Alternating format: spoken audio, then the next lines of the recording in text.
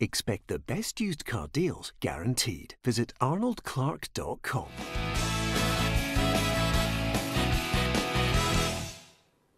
Welcome to Peter and Roughie's football show on this Thursday evening. I'm Peter Martin, absolutely delighted to have your company. Our guests, as ever, Alan Rough alongside me, and on a Thursday, it's Gordon Smith. Last night, a full card of fixtures in the Scottish Premiership, and as ever, no shortage of controversy.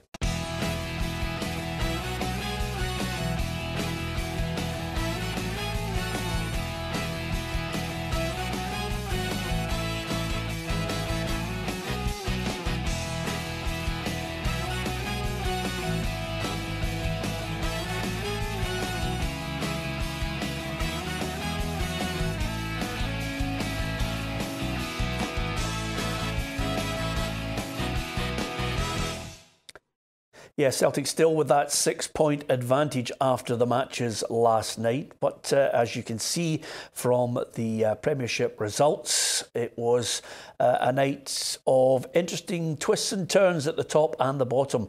Great win for Rangers up at Pittodrie by 4-2. Celtic, again, keeping a clean sheet in a 2-0 win over Hibernian. It was honours even between Dundee and Kilmarnock. Hamilton with their first win since the 1st of December. And Hearts and Livingston, you couldn't separate them, and Motherwell 5 wins on the trot in the league now for Stephen Robinson's side. Let's go to the Pittodrie game. This one was an interesting one. There was lots of things that actually caught our eye, and I'll get Gordon and Ruffy's take on it once we hear from Gabriel Antoniazzi. It was a huge win for Stephen Gerrard's Rangers as they beat Aberdeen 4-2 in another game dominated by referees. 2 penalties and 2 red cards were given, but will we see a retrospective ban for Alan McGregor's challenge on Lewis Ferguson? Celtic continued their flawless form in 2019 with a 2-0 win over managerless Hibs. It's 6 wins from 6 with an aggregate score of 16-0. The only negative for the champions is the growing injury list, with Emilio Izagirre the latest member, but club doctors expect it to not be too serious. Dundee missed a huge opportunity to gain 3 points against Kilmarnock as Kenny Miller saw a tame penalty saved with the last kick of an enthralling game. Killie's title challenge has slipped away, with Steve Clarke's men now 11 points behind the leaders, and Dundee slipped to 3 points from safety. Dundee's relegation rivals Hamilton Accies earned a vital 3 points when they beat St Johnstone 2-1 last night. A double from January signing George Oakley gave Accies their first win since the start of December, as Brian Rice gives his side the new manager bounce. Hearts missed an opportunity to move within a point of Kilmarnock as they were held to a stalemate by Livingston at Tynecastle. They failed to avenge their 5-0 hammering from Livy in December, but did welcome back striker Uche Ikpeazu after 3 months on the sidelines. And it is 5 wins in a row for Motherwell, who leapfrogged Livingston and Hibs into 7th in the Premiership. A 2-1 win saw another stunning goal from teenager Jake Hastie, who is the latest on a growing list of promising young players for the Steelmen. Pittodrie, Rangers, big win up there, but the Jekyll and Hyde once again, Gordon Smith, of Alfredo Morelos. Yeah, definitely. I mean, outstanding performance from him right up until the point where he gets a red card, you know what I mean? I don't know what he's doing there. He's a take of play, he reacts to these things. It's the big, you know, there's a big gulf between what he actually has to offer. In terms of his football, he's got so much to offer. His first goal was excellent finish. His second goal was world class, in my opinion, an absolutely brilliant goal. If anybody else had scored that, they'd be raving about it, even one of the top players in the world. But there's this other side of him, which is also always there. It's a big risk Celtic have it. You know, he's a bit of a liability at times on the field, and especially against Aberdeen, as we know. He and McKenna don't have a great relationship. It was aggressive, and then he gets sent off. And fortunately, Rangers were in front for that, from their point of view, when that happened, that they could then just try and hold on to it. Defoe come on at the end and get another goal. It was a good performance from Rangers. I thought Stephen Gerrard got the team right. But Alfredo Morelos, it's a problem because I don't know, he maybe got a 3-game suspension now, maybe because he's already had, I think this is his 4th, although one was rescinded, this is his 3rd red card then. Yeah, of course he's vying for the record for a season with Ryan Jack and Sergio Ramos. Good company to keep. Yeah. But nevertheless, Roughie, are you surprised that Rangers have appealed this? Yeah, I am.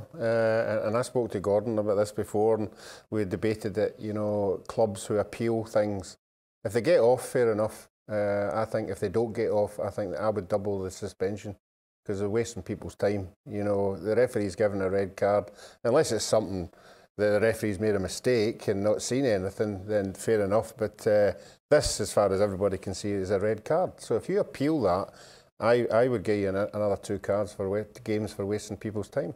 Yep. Okay. Over and above that, I think to the game itself, just before we cut to the other parts of the talking points on this, this was a big statement, I think, from Rangers, because they deserved their win, Gordon, up there. Steven Gerrard knew this was one of those games where quite a number of people were thinking, you know, they maybe slip up here. I thought it could have been a draw, but Rangers were rampant in the end. Very important win for Rangers, because I think most people were looking at this week, Peter, and most of the pre-match discussion was on the basis saying Rangers need 2 results this week. They have to keep their season going. One was last night against Aberdeen, and the next one is in the Cup, or else to be out of that trophy. Now, if they had lost to Aberdeen, people would have written them off for the league, and then saying, well, if they get out the Cup now, that's their season finished. So last night was a pressure game, and that's why I got to give them a lot of credit, because they went up to Aberdeen, who have been playing well. Aberdeen have been a form team of late, and Rangers went there and put in a very, very good performance, scored some good goals, and I think that from that point of view, they're still 6 points behind Celtic, but at least it does keep, from their point of view,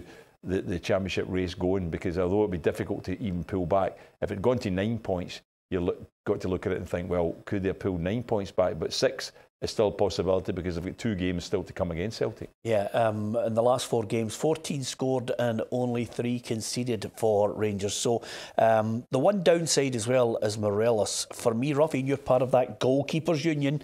I thought Alan McGregor should have been red carded and Aberdeen should have been awarded a penalty. I thought it was lucky. I would say it was a yellow card, because the difference between, I know somebody said that if it had been an outfield tackle, it would have been a red card, but it wasn't a tackle. You know, he had the ball in his hands, you know, and he's put his foot out there.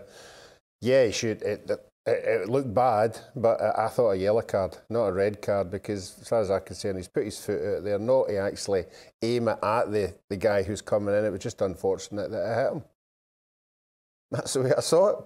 Yep, listen, at the end of the day, this is what this programme's all about. It's all about opinions. I mean, keepers are like that. Some people I've heard some people saying today, Gordon, well, that's what keepers do to protect themselves. Well, I'm sorry, you know, he hit him just below the knee, and that could have been a leg breaker. Yeah, I think that first when I saw it, I thought it was a bad challenge. But I think that to a degree, Roughie's right in the respect of, when I looked at the replays of it, he's actually not looking. He's maybe just anticipating the player's going to come in on him, but he's actually, his head's down. He's not looking up to suggest that he's actually thinking, I'm going through you here. So I think he's put his foot up. Do you think if you're not looking, that gives you a little bit of grace on it? I think if you're not looking, it does to a degree, yeah. He wasn't looking when he stamped in Christopher Ayer. I just thought I'd throw that in just to... Well, that's what I said as well. I also pulled out that day and said he wasn't looking that day either. Yeah. Okay. Right. I'm not quite sure how that gets him off the hook. Yeah. It's all about opinions. Why don't you give me yours? Do you agree with Roughie, Gordon, or disagree with myself? It's up to you. You can give us your view on social media on that. Roughie, were you just about to chip in there with one other little point? I could hear you there. No, the one with Rangers was a red card for me. You know, because he did deliberately do it. I don't think last night was a deliberate action. Okay, there you are. As far as the other game we're going to talk about, before we get to Celtic against Hibs, the other team, obviously, that we've been putting in the mix, Roughie, was Dundee against Kilmarnock. Killie in with a chance of still closing that gap, but last night they slipped up, and Dundee could have won it right at the end, but for a Kenny Miller penalty miss. It should have. It was a poor penalty. You know, when you get that opportunity at the end of the game, you were thinking somebody would just go up and just put their foot right through the ball, you know, and trying to place it. It wasn't even decently placed. No, for a goalkeeper to dive at a penalty and actually hold on to the ball, it shows you how poor it was. But no, Dundee initially looked good. The new signings that he brought in looked as if they had a bit of confidence about them. They didn't have the fear that the other players have had before they got there. Yeah. And although Jim McIntyre put a brave face on it, saying Kilmarnock were the better side, and I think they were by the chances they had, he'll still take the point. Yeah, Andrew Nelson, I thought, was excellent for Dundee. Could have had a hat-trick. Just briefly before we have a quick break on this, Gordon, for me last night was all about the end of Kilmarnock and Aberdeen as looking as if they're going to be in this race coming round the bend. I think you're right. I think in the terms of the challenging for the league, that they're out of it. Both teams are out of it. But I thought that you know, they've had a great season so far. They've still got a big role to play. But I think the points they're behind Celtic just makes it difficult. Yep, okay. Give us your view on that as well. Facebook, Twitter, and of course on YouTube. Coming up, we're going to be looking at, the champions are out in front by 6 points. They were able to maintain that last night at Celtic Park. They had the disco lights on. They had Thunderstruck, and I'm still ringing my ears out for that. And they produced 2 goals without reply. We'll get your thoughts, Roughie and Gordon, on Celtic. And we'll look at the bottom end and some of the results there, which one of them is an impressive one from Motherwell.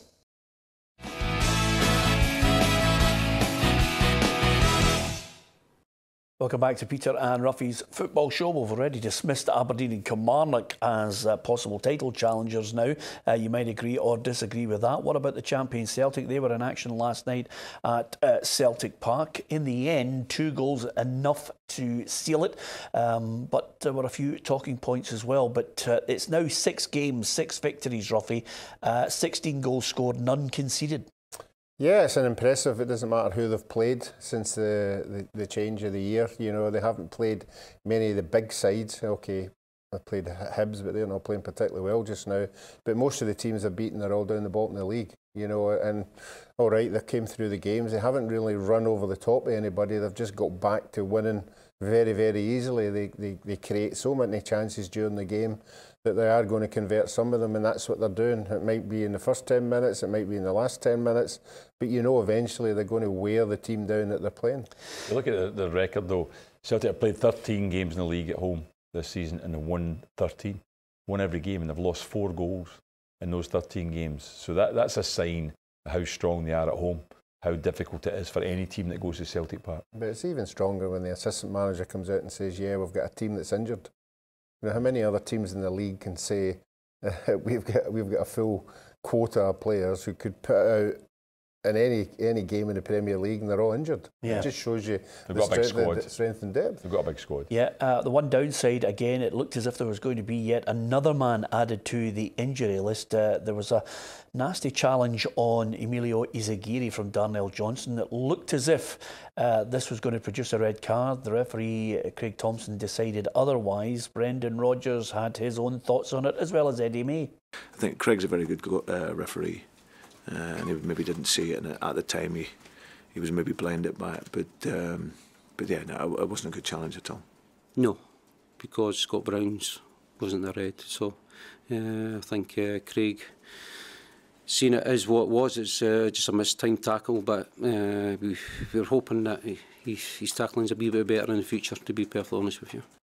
Sometimes managers, assistants, temporary managers can offer logic that defies belief. Eddie May said, no, it wasn't a red card because Scott Brown's wasn't a red, so that kind of makes it all right. I didn't quite work out his logic on it. Yeah. I thought he should have walked. I thought that it was over-aggressive. I thought it was a red card when I saw it at first, and I think that, Izagiri, I think the worst problem was that it actually went into a part of his body that he'd already had problems with, so it made it worse for him, and that's why he had to get stretchered off. And Scott Brown and Mark Milligan, lucky to be on the park as well. Yeah, I thought both of them were red cards. I think it was one of these ones when they've got the ball, they just let it go too far in front of them and then they try to rectify it, and when they do that they end up sliding in and catching the opposition. And yeah, I thought 2 of them were red cards. Yeah, I like Milligan's attitude when he came into the after-match press conference. He said, that's what you expect, it's football, you know. We're both competitors, you know, and I thought to myself, wow, the 2 of them were at it all through the game. As far as Celtic are concerned, obviously there's a couple of things that Brendan Rodgers mentioned last night, interestingly enough. In those 6 victories, Scott Bain's been in goal and he looks as if he's the number 1. He understands football, he knows when to speed the game up, when to go into the first line, out into the second line, and that, like you say, that can give any team, as I said, that opportunity to play through the thirds quicker. I've got Craig Gordon, you know, who's a fantastic goalkeeper, you know, who makes saves, and in my time has understood that as well. So I've got a couple of very, very good goalkeepers vying out for the position. Scott's in it, looking very calm and composed, and when he has to make saves, that's important as well. He can make the saves, but yeah, he really helps our build-up play. it's almost gone unnoticed, Roughie, but Craig Gordon has been selected since the Old Firm defeat. Yeah, and I've been saying for days and weeks, nobody's asked him the question why this has happened. He's certainly answered it now.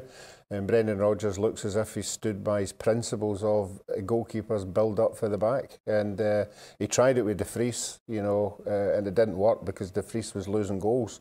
So Craig Gordon came back in again. But he's obviously seen something in this goalkeeper that his distribution is better, and his philosophy is that's how you keep possession of the ball, and that's why he's there. But the bonus for him is he makes saves. He makes big saves where De Vries wasn't making the saves, and that is why Craig Gordon finds out where he is. Okay, give us your thoughts on that across social media.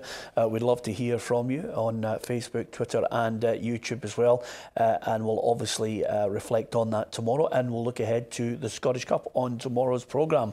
Elsewhere, there are a number of things that I think we must mention. Hamilton with the first win since the beginning of December, and a big one when George Oakley coming up with a couple to get them the 3 points. Yeah, big result for them. Especially, I thought, looking at it before the game, St Johnstone, like they did last season, Peter, were a team who actually win more away games than they do home. So St Johnstone are a real threat when you've got them at your own stadium, especially when you're one of the lower division teams. So that's a big result for Hamilton. They've obviously got a bit of momentum, and they brought in a new manager. That was obviously the decision why it was made, in order to try and get the club going, try and build a little bit of catalyst there just to get things moving. And it has worked. I mean, that's 4 points from the last two games that Ryan Rice got in. So I think that from that point of view, Hamilton, then that was a big result for them. Got them onto 18 points, built a bit of a gulf between them and St Mirren. Yeah, I was just looking. I mean, you can't. I don't know what happens. They're erratic, St Johnstone, at the moment. 4 consecutive wins. They're looking good. Now it's 4 consecutive losses, Roughie. Yeah, and that'll be frustrating for the manager. They were on a really, really good run and not conceding goals either. They had a fantastic run. But again, that's what I think. On any given day, the teams near middle to bottom all think they have a chance to win the home games, and that's what Hamilton have done. And it used to be Hamilton would win maybe 1 out of 8, but as Gordon said, 4 points out of 6. It's an immediate response to where they were. Yeah, you could have had Oakley at Partick Thistle as well. Yes, we did. Raging about that? No, Oakley was one of the guys in our list, and we thought we had him coming for Inverness, but he's obviously got the offer to stay in the Premiership, and that's what he's went for. Yeah. What about Hearts, Gordon? 0-0 against Livingston. Livingston obviously are a team that battle for everything. They'll scrap. I think maybe Livy had the best chance. Naismith had just strayed offside with his disallowed goal. But other than that, it wasn't a game that you'd want to watch over and over again. No, I saw part of the highlights of it, and it wasn't a great game. Hearts did get a goal disallowed, though. I felt couldn't see quite why it was given. I think they gave it offside. Well, that's what I was saying. Naismith had just started the run with a fraction. Yeah, it might have been just offside. It was a great header from him. Yeah. Goal disallowed, and that was there were other chances in the game for both teams, but in the main it was mainly Hearts that were pushing. I think Livingston would be happy with the point. Yeah, I think we've got to be really complimentary to Motherwell. That's 5 wins in the league on the trot, Roughie. Jake Hastie's popped up with another screamer in this game. Alan Campbell nets the winner. He's slowly but surely yet again almost having to build a different side again, Stephen Robinson. No, I think Stephen Robinson gets a lot of credit because his team hasn't been playing well. His experienced players haven't been doing it, and he's had the courage to throw 3 young boys into that team, and these young boys have really impressed. You can see the enthusiasm when they're on the ball. You can see they want to be part of it, and these 3 young boys have really pulled Motherwell into a really, really safe position. There was a wee period in December you were actually starting to worry about them again. Yeah, oh yeah, they had a bad run. There's no doubt about that, Peter. And as you said, they were in a run where they were losing game after game. Now they're all of a sudden turned it around. And what they've done is they've put themselves because St Johnstone lost last night, they've put themselves in a challenging position. I mean, there is a 4-point gulf there, but that's not much between now and the end of the season to try and even get that top 6 spot. Yeah, and as you mentioned there, Roughie, some good young players coming through again, which really should be the blueprint for a number of clubs. I'm always interested to see and always like to keep a gauge on how many Scottish players are actually playing consistently in the top flight. If you have a look at the Premiership table after last night's results, there's the little twist. Celtic still with a 6-point advantage, but 2 two of the horses in this race have just fallen back, Roughie. Yeah, I think they have, but I think we all knew that was going to happen. We knew Aberdeen would always be around about second or third. The Kilmarnock, for me, are the team of the season so far, but I would think that the pressure of trying to stay up there will eventually take its toll. Gordon, I'm still backing Dundee to sneak into 10th. What do you think? Really, I think it's going to be tough. I think Dundee have got a better group of players, but Hamilton, as I say, they might have just got a bit of a momentum now from the change. The manager, the confidence will be up with that result last night. So I think, looks to me as if St Mirren are going to be bottom. And just the last point on this, only because you're on the show, and I know you like to keep your tabs on UEFA, they're thinking about changing the away goals rule in the Champions League. Is that a good move in your eyes? I think it is a good move to a certain degree, but I think it's also made it quite exciting at times. You wanted to see a team at least go away from home and try and get a goal and try and attack or something like that. So I don't know what their thinking is to change it. Have you any idea why they're thinking that way? Yeah, I haven't a clue. No. but I'll phone Gianni Infantino and the crew, and see exactly what's happening. But nevertheless, you can give us your thoughts on all things football. The Premiership's twists and turns take a back seat as we'll look towards the Scottish Cup 5th round coming up on tomorrow's programme. Thanks for watching.